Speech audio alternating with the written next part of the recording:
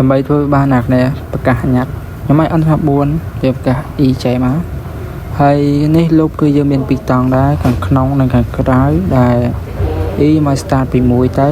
e ទៅជាង n e បូកយើងធ្វើតាមលំដាប់កើនណាហើយខាងក្នុងគឺលុបរបស់យើងគឺចែដែលចែខ្ញុំឲ្យស្មើ2ចាំបញ្ចូលតាមក្រោយនិងចែរបស់យើងគឺតូចជាងឬក៏ស្មើ e ហើយចែបូកដូចគ្នាតែកន្លែងនេះខ្ញុំឲ្យវាបញ្ចេញ space មួយទៅណាក្នុងលុបចែលុបមួយទៀតវាលុបចែដូចគ្នាខាងក្នុងលុប e ណាចែរបស់យើងគឺស្មើ0 start ពី0ទៅចែរបស់យើងគឺតូចជាង n ដល់ e ដំណើរការរហូតដល់ n ដល់ e ហើយបូកដូចគ្នាគឺយើងកណនាទៅលើ e ភាគ e ភាគរយ2មិនស្មើ0ឲ្យបញ្ចេញផ្កាយហើយមួយទៀតបើសិនជាមិនខុសពីហ្នឹងឲ្យបញ្ចេញសញ្ញា a មកហ្នឹងគឺដូចទៅរដងដែរទេកុំភ្លេចចូលទាត់នៅក្នុងលុប e ណាលុបលុប e ក្តោបលុប2ហ្នឹងលុបខាងក្នុង2ហ្នឹងលុបចែទេហើយទីការរ៉ាន់អ្នកគ្នាគឺនឹងឃើញចម្លើយត្រឡប់បែបនេះ4ជួរដេកកន្លែងនេះ e n របស់យើងឲ្យ3ចុះ e ស្មើ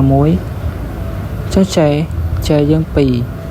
ទៅជាមួយអត់ពិតទេអញ្ចឹងវាអត់បញ្ចេញ space ទេអ្នកគ្នាគុំក្នុងកន្លែងហ្នឹងណាអញ្ចឹងវាបានយើងមកមើលលក្ខខណ្ឌខាងក្រោមទៅវាចេញផ្កាយ3ហើយចុះបាទ0ដល់រហូតដល់ n ដល់ e n យើង3 e យើង1អញ្ចឹង0 1 2អញ្ចឹងវាមិនបានផ្កាយចំនួន3ដងអ្នកគ្នាថា0 1 2ណាដោយសារ n ដល់ e e យើង1 n យើង3ដកមកឃើញ2អញ្ចឹង0ទៅដល់2ឃើញ2ដងហើយដល់ឃើញ3ដងអ្នកគ្នាអញ្ចឹងផ្កាយយើងបាន3ដងហើយបន្ទាប់មកអ្នកគ្នាគឺ e យើងឡើង2ម្ដងនៅពេលដែល e យើងឡើង2ម្ដងគឺតូចជាងស្មើ n ពិតមើលលក្ខខណ្ឌ j ម្ដងទៀត j តូចជាងឬស្មើ e e របស់យើង2 j របស់យើងក៏2ដែរអញ្ចឹងវាដើរបានម្ដងមានឬស្មើអញ្ចឹងវាបញ្ចេញ space 1ណានេះឃើញមកប៉អត់តោះមកយើងមកមើលលក្ខខណ្ឌ j ដែលយើង j យើងដើរដល់ n ដល់ e នេះ n ប្រមាណណាគ្នា3ដល់ e e យើង2អញ្ចឹងសល់1អញ្ចឹង0 1អញ្ចឹងវាដើរបានដល់2ដងដែរគ្នា0ហើយនឹង1អញ្ចឹងវាចេញសញ្ញា a 2ដងហើយយើងចែកមកគិតតាមហ្នឹងទៅមិនស្មើ0នឹងគិតតាមមកវាចេញ a ហើយអញ្ចឹងបាន2ដងចុងក្រោយ finally គឺ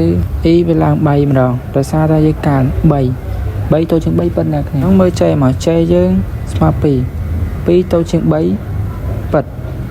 2ទៅជាង3ប៉ិតអញ្ចឹងវាបាន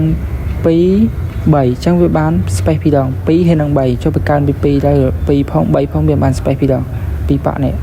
តោះមកយើងមកមើលក្នុង j យើង0 start ពី0ដល់ n ដល់ e n ដល់ e បាន3ដល់3 0ណាគ្នាអញ្ចឹងលក្ខខណ្ឌឡើងហ្នឹងគឺវាចេញតែមួយទេដោយសារ j យើងដើរបានតែ0ម្ដងហ្នឹងអញ្ចឹងវាចេញផ្កាយចំនួនតែម្ដងទេណាគ្នាហើយដូចយើងឃើញអញ្ចឹង space វាមាន2អញ្ចឹងលំហាត់គឺមានប៉ុណ្ណឹង